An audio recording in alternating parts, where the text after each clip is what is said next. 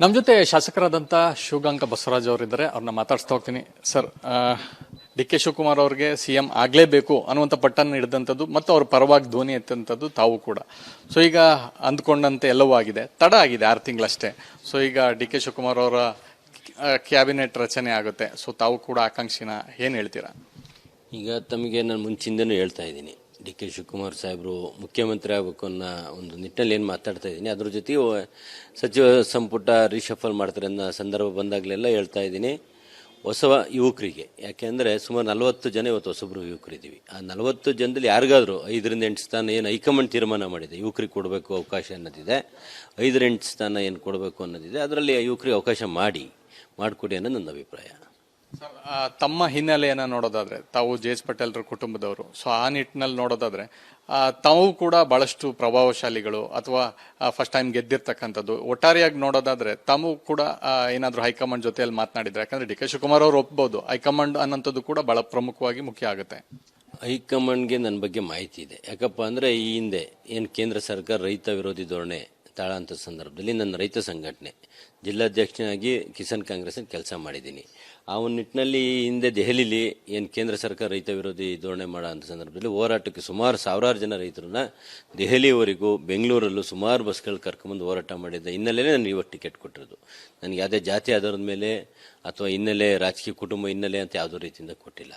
ಇವತ್ತು ನನಗೇನಾದ್ರು ಟಿಕೆಟ್ ಕೊಟ್ಟಿದೆ ಹೈಕಮಾಂಡು ಅಥವಾ ಡಿ ಕೆ ಶಿವಕುಮಾರ್ ಸಾಹೇಬರೆಲ್ಲ ಪ್ರೋತ್ಸಾಹ ಮಾಡಿ ಇವತ್ತು ಮಾಡಿದ್ದಾರೆ ಅಂದರೆ ಅದಕ್ಕೆ ರೈತಪರ ಸಂಘಟನೆ.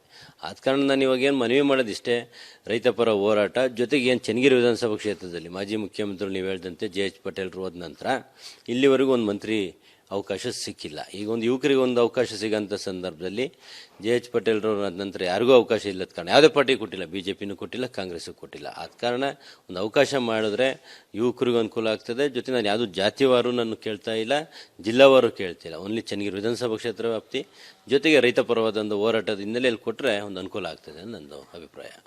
ಸರ್, ಈಗ ಮುಖ್ಯಮಂತ್ರಿಗಳಾಗಿದ್ದಂತಹ ಸಿದ್ದರಾಮಯ್ಯನವರು ಇನ್ನೂ ಕೂಡ ಅಂದ್ರೆ ಒಂದು ಸಮನ್ವಯ ಸಮಿತಿ ಮಾಡಿ ನನ್ನನ್ನ ಅನ್ನೋಂಥದ್ದು. ಸೊ ಈ ಬೇಡಿಕೆ ಎಷ್ಟರ ಮಟ್ಟಿಗೆ ಸಮಂಜಸ ಅನ್ನೋಂಥದ್ದು? ಯಾಕಂದ್ರೆ ತಾವು ಸಿಎಂ ಆಗಿದ್ದಂಥ ಸಂದರ್ಭದಲ್ಲಿ ಸ್ವತಂತ್ರವಾಗಿದ್ರು, ಡಿ ಕೆ ಶಿವಕುಮಾರ್ ಅವರು ಮುಖ್ಯಮಂತ್ರಿ ಆಗ್ತಾ ಇರ್ತಕ್ಕಂಥ ಸಂದರ್ಭದಲ್ಲಿ ಒಂದು ಸಮನ್ವಯತೆ ಏನಂತದ್ದು? ಯಾಕಂದ್ರೆ ಯಾವುದೇ ಇಲ್ಲಿ ಮೈತ್ರಿ ಪಕ್ಷ ಇಲ್ಲ, 136 ಸೀಟ್ಗಳಿದೆ. ಸೊ ಇದನ್ನು ಯಾವ ರೀತಿಯಾಗಿ ನೋಡ್ತೀರಾ ಸರ್ ತಾವು?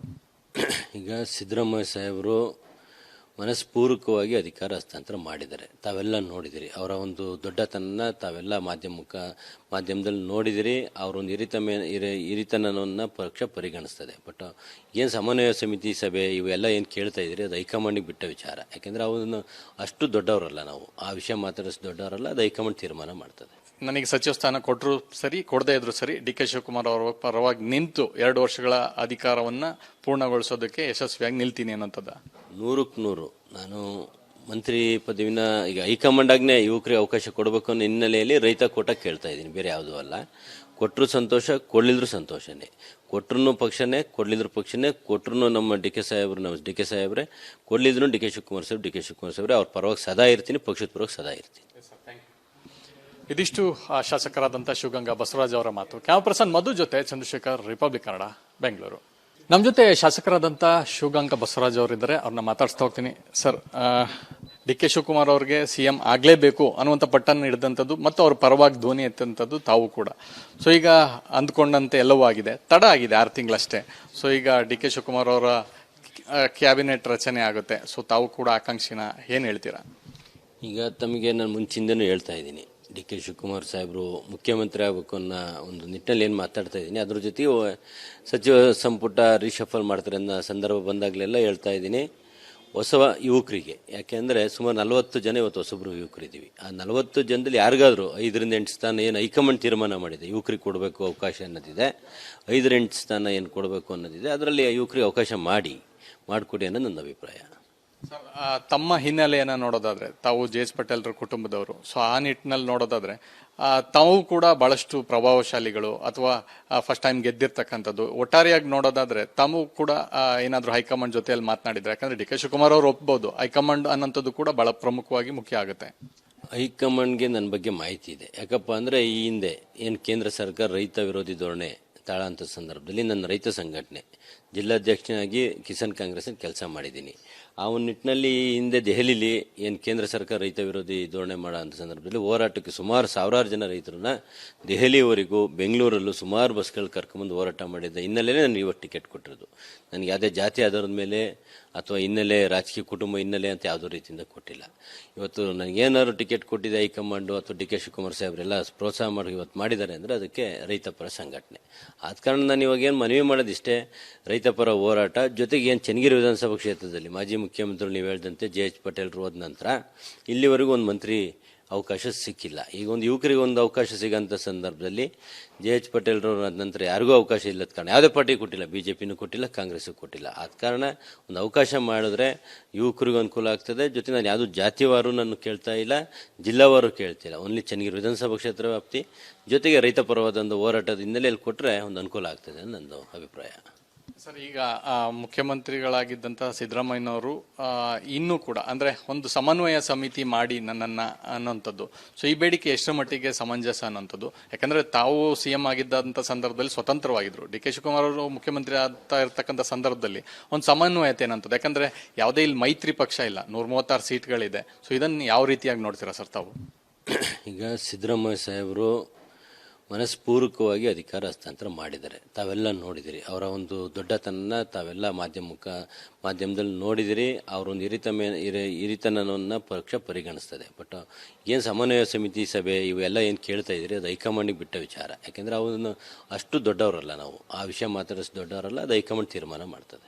ನನಗೆ ಸಚಿವ ಸ್ಥಾನ ಕೊಟ್ಟರು ಸರಿ, ಕೊಡದೇ ಇದ್ರು ಸರಿ, ಡಿ ಕೆ ಶಿವಕುಮಾರ್ ಅವರ ಪರವಾಗಿ ನಿಂತು 2 ವರ್ಷಗಳ ಅಧಿಕಾರವನ್ನ ಪೂರ್ಣಗೊಳಿಸೋದಕ್ಕೆ ಯಶಸ್ವಿಯಾಗಿ ನಿಲ್ತೀನಿ ಅನ್ನೋಂಥದ್ದು 100% ನಾನು ಮಂತ್ರಿ ಪದವಿನ ಈಗ ಹೈಕಮಾಂಡ್ ಆಗ್ನೇ ಯುವಕರಿಗೆ ಅವಕಾಶ ಕೊಡಬೇಕು ಅನ್ನೋ ಹಿನ್ನೆಲೆಯಲ್ಲಿ ರೈತ ಕೋಟ ಕೇಳ್ತಾ ಇದ್ದೀನಿ, ಬೇರೆ ಯಾವುದೂ ಅಲ್ಲ. ಕೊಟ್ಟರು ಸಂತೋಷ, ಕೊಡಲಿದ್ರು ಸಂತೋಷನೇ. ಕೊಟ್ಟರು ಪಕ್ಷನೇ, ಕೊಡಲಿದ್ರು ಪಕ್ಷನೇ. ಕೊಟ್ಟರು ನಮ್ಮ ಡಿ ಕೆ ಸಾಹೇಬ್ರೆ, ಕೊಡಲಿದ್ರು ಡಿ ಕೆ ಶಿವಕುಮಾರ್ ಸಾಹೇಬ್ರೆ ಅವ್ರ ಪರವಾಗಿ ಸದಾ ಇರ್ತೀನಿ, ಪಕ್ಷದ ಪರವಾಗಿ ಸದಾ ಇರ್ತೀನಿ. ಇದಿಷ್ಟು ಶಾಸಕರಾದಂಥ ಶಿವಗಂಗಾ ಬಸವರಾಜ್ ಅವರ ಮಾತು. ಕ್ಯಾಮರಾ ಪರ್ಸನ್ ಮಧು ಜೊತೆ ಚಂದ್ರಶೇಖರ್, ರಿಪಬ್ಲಿಕ್ ಕನ್ನಡ, ಬೆಂಗಳೂರು. ನಮ್ಮ ಜೊತೆ ಶಾಸಕರಾದಂಥ ಶಿವಗಂಗಾ ಬಸವರಾಜ್ ಅವರಿದ್ದಾರೆ, ಅವ್ರನ್ನ ಮಾತಾಡಿಸ್ತಾ ಹೋಗ್ತೀನಿ. ಸರ್, ಡಿ ಕೆ ಶಿವಕುಮಾರ್ ಅವ್ರಿಗೆ CM ಆಗಲೇಬೇಕು ಅನ್ನುವಂಥ ಪಟ್ಟನ್ನು ಹಿಡಿದಂಥದ್ದು ಮತ್ತು ಅವ್ರ ಪರವಾಗಿ ಧ್ವನಿ ಎತ್ತಂಥದ್ದು ತಾವು ಕೂಡ. ಸೊ ಈಗ ಅಂದ್ಕೊಂಡಂತೆ ಎಲ್ಲವೂ ಆಗಿದೆ, ತಡ ಆಗಿದೆ 6 ತಿಂಗಳಷ್ಟೇ. ಸೊ ಈಗ ಡಿ ಕೆ ಶಿವಕುಮಾರ್ ಅವರ ಕ್ಯಾಬಿನೆಟ್ ರಚನೆ ಆಗುತ್ತೆ. ಸೊ ತಾವು ಕೂಡ ಆಕಾಂಕ್ಷಿನ ಏನು ಹೇಳ್ತೀರಾ?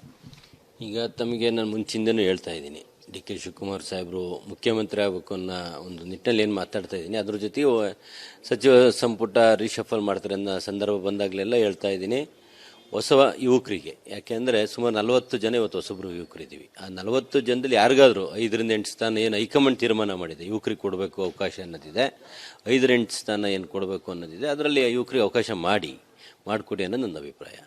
ಸರ್, ತಮ್ಮ ಹಿನ್ನೆಲೆಯನ್ನು ನೋಡೋದಾದ್ರೆ ತಾವು JH ಪಟೇಲ್ರ ಕುಟುಂಬದವರು. ಸೊ ಆ ನಿಟ್ಟಿನಲ್ಲಿ ನೋಡೋದಾದ್ರೆ ತಾವು ಕೂಡ ಬಹಳಷ್ಟು ಪ್ರಭಾವಶಾಲಿಗಳು ಅಥವಾ ಫಸ್ಟ್ ಟೈಮ್ ಗೆದ್ದಿರ್ತಕ್ಕಂಥದ್ದು. ಒಟ್ಟಾರೆಯಾಗಿ ನೋಡೋದಾದ್ರೆ ತಾವು ಕೂಡ ಏನಾದರೂ ಹೈಕಮಾಂಡ್ ಜೊತೆಯಲ್ಲಿ ಮಾತನಾಡಿದ್ರೆ, ಯಾಕಂದ್ರೆ ಡಿ ಕೆ ಶಿವಕುಮಾರ್ ಅವರು ಒಪ್ಬೋದು, ಹೈಕಮಾಂಡ್ ಅನ್ನೋಂಥದ್ದು ಕೂಡ ಬಹಳ ಪ್ರಮುಖವಾಗಿ ಮುಖ್ಯ ಆಗುತ್ತೆ.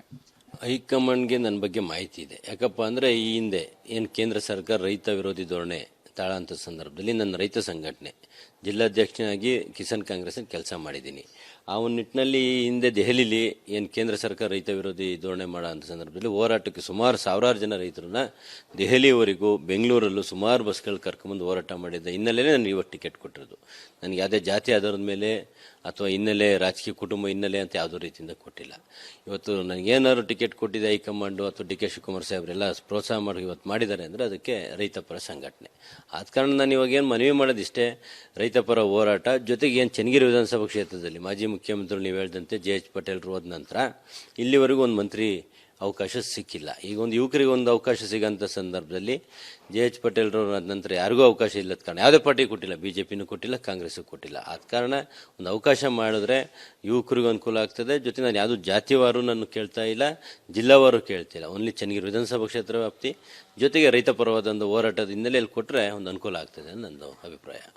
ಸರ್, ಈಗ ಮುಖ್ಯಮಂತ್ರಿಗಳಾಗಿದ್ದಂಥ ಸಿದ್ದರಾಮಯ್ಯನವರು ಇನ್ನೂ ಕೂಡ ಅಂದ್ರೆ ಒಂದು ಸಮನ್ವಯ ಸಮಿತಿ ಮಾಡಿ ನನ್ನನ್ನ ಅನ್ನೋಂಥದ್ದು.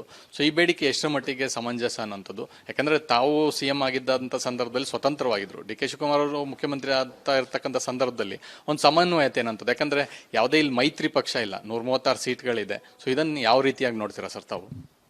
ಈಗ ಸಿದ್ದರಾಮಯ್ಯ ಸಾಹೇಬರು ಮನಸ್ಪೂರ್ವಕವಾಗಿ ಅಧಿಕಾರ ಹಸ್ತಾಂತರ ಮಾಡಿದ್ದಾರೆ. ತಾವೆಲ್ಲ ನೋಡಿದಿರಿ ಅವರ ಒಂದು ದೊಡ್ಡತನ, ತಾವೆಲ್ಲ ಮಾಧ್ಯಮದಲ್ಲಿ ನೋಡಿದಿರಿ. ಅವರೊಂದು ಹಿರಿತನವನ್ನು ಪಕ್ಷ ಪರಿಗಣಿಸ್ತದೆ. ಬಟ್ ಏನು ಸಮನ್ವಯ ಸಮಿತಿ ಸಭೆ ಇವೆಲ್ಲ ಏನು ಕೇಳ್ತಾ ಇದ್ದೀರಿ ಅದು ಹೈಕಮಾಂಡಿಗೆ ಬಿಟ್ಟ ವಿಚಾರ. ಯಾಕೆಂದರೆ ಅವನು ಅಷ್ಟು ದೊಡ್ಡವರಲ್ಲ, ನಾವು ಆ ವಿಷಯ ಮಾತಾಡಿಸ್ ದೊಡ್ಡವರಲ್ಲ, ಅದು ಹೈಕಮಾಂಡ್ ತೀರ್ಮಾನ ಮಾಡ್ತದೆ. ನನಗೆ ಸಚಿವ ಸ್ಥಾನ ಕೊಟ್ಟರು ಸರಿ, ಕೊಡದೇ ಇದ್ರು ಸರಿ, ಡಿ ಕೆ ಶಿವಕುಮಾರ್ ಅವರ ಪರವಾಗಿ ನಿಂತು 2 ವರ್ಷಗಳ ಅಧಿಕಾರವನ್ನ ಪೂರ್ಣಗೊಳಿಸೋದಕ್ಕೆ ಯಶಸ್ವಿಯಾಗಿ ನಿಲ್ತೀನಿ ಅನ್ನೋಂಥದ್ದು.